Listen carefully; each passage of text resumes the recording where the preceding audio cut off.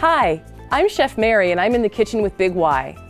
Today, I'm excited to share this delicious, tangy slow cooker beef recipe with you and your family.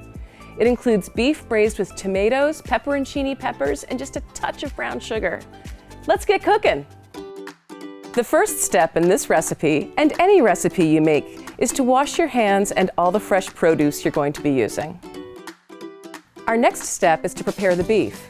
I'm using a chuck roast, but top or bottom round will work well too. I'm going to salt and then pepper the roast. Use as much pepper as you and your family prefer.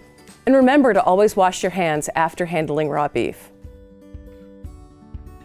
In a heavy skillet, heat the oil until hot and shimmering.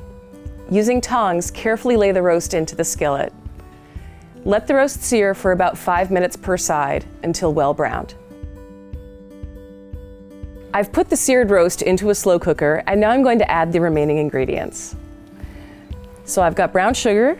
You can use light or dark depending on what you have in your pantry. A can of diced tomatoes and a jar of pepperoncini. Make sure to use the brine as well. The roast will take between 6 to 8 hours to be tender enough to shred with 2 forks.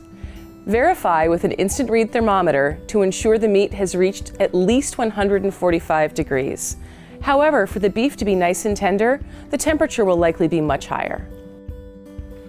I wish you could smell this. The tanginess of the pepperoncini, a little sweetness from the brown sugar. Our tangy slow cooker beef is being served over mashed potatoes with broccoli.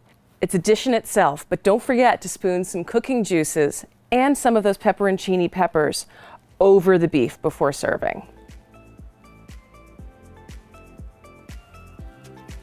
And there we have it, a delicious tangy slow cooker beef. Thank you so much for cooking along with me today.